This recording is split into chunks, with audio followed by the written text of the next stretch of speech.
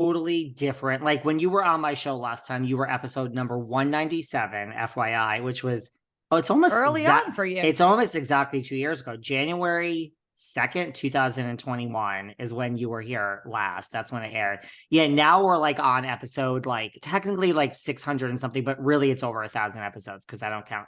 I mean, I've done over 1,000 episodes at this point. Like this job has changed my entire relationship to fame also. I'm sure. Truly, because I'm sure. it's the same thing. You're like, you speak to everyone. You're like, everyone's just a person. And yes, there are certain people where you're like, I'm just so in awe of like your talent, how you can turn it on and do that. Yeah. But when you really break it down, it's a very small group.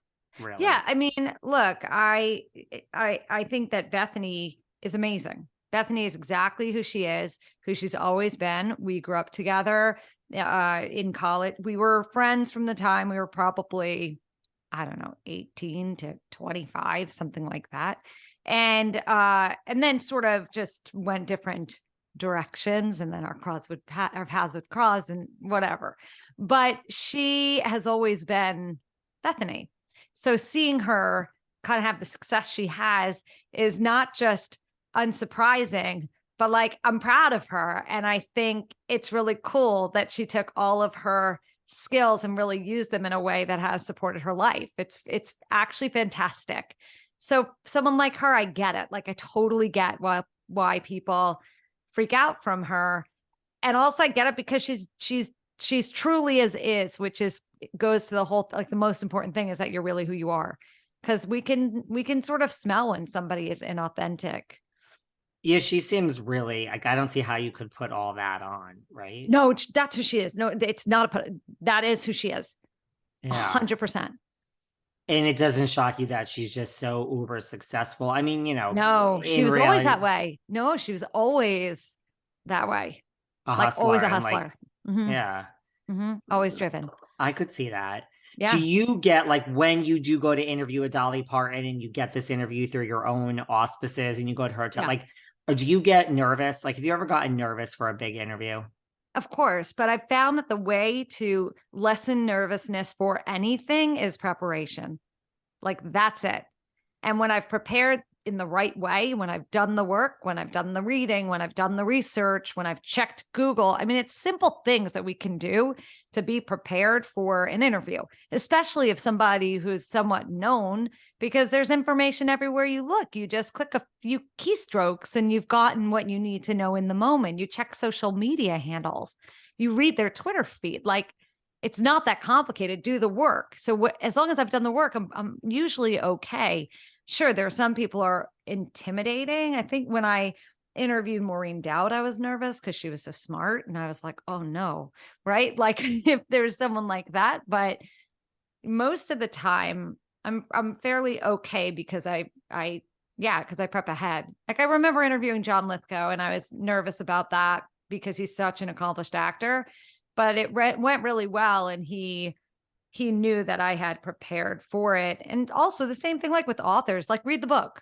They literally hand you the prep. Like, here's my book. So read the book. Yes. Yes. And yes. And kind of yes. And then yes.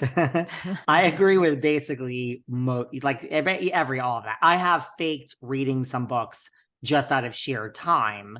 Sure. But yes, I feel like. But then admit it. If you come to the interview and you say, because I've had that happen. I've had that happen where I've gotten in, if someone has written a book, come on the show to talk about it. And I've started the interview with, look, the book showed up last night at 6 p.m. and I did not have time to get through it fully. So let's get into it. This is what I know and tell me what else I need to know. Like, of course, you do the best that you can. But I guess too many times I've had people say to me, thank you for reading my book, because the last 3 interviews I did, they didn't know anything about me. Yeah, no, that would never be me. Right, because why have the guest? I wish that could be me, but no, I mean, I prepare too. I think people have said on air, like, wow, like you were prepared. I just feel like you owe it to whoever is there, whether they're your favorite or not. It's a job and you said yes. And this is their hour to feel like $1 million and an Oscar 100%. Winner, whether they're your A-list or your D-list, David. 100%. It's not about you. That's really, right. and they have their own group of fans. So yeah, no, I've gotten like, I get less nervous now, but there's like, I interviewed Gloria Allred. Like I was scared. That's scary as like, fuck. I mean, come on, because she's great. Her daughter is also I interviewed her too. I was Lisa. less Yeah, scared because she's she a friend of came mine. Yeah, second, but just like, I was like, I'm a lawyer. I mean, I told yeah. Gloria, I said, I'm a lawyer. Like people don't scare me, but you scare me. Like if you came at me, I'm scared here today. I I don't think think she has reason to come at you. I think she's I probably was okay like, with you. yeah, I was like, but I'm scared of you, just Yeah, FYI. And she pretty yeah. much was like, well, you pretty much should be, David. But like a Dolly Parton would scare me if I was going to her hotel.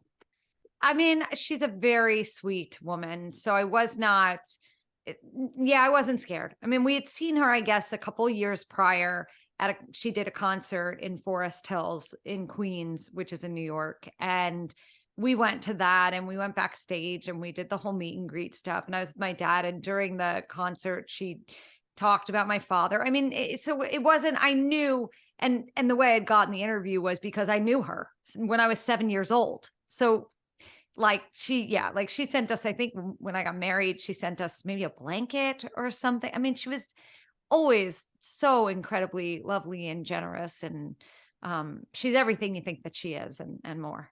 Is there someone on the top of your list that you would just love to interview? Like if you could Yeah, choose. I mean, for years I've said Shonda Rhimes just because I think the writing that she does is so spectacular. And I love women who work and women who succeed and women who are willing to have the conversation about what it takes to succeed. Who else would I like to talk to now? I'm getting my list together because obviously with a podcast, I keep interviewing people. So I've got this like very long running list, but at 52 years old, it's very hard for me to remember anything without actually looking at the list. Like the brain cells have just diminished. Did you, trust me, I get it. Did you watch Scandal, How to Get Away with Murder? Yeah, I did. Yeah. Do you still watch Grey's Anatomy? Because I do.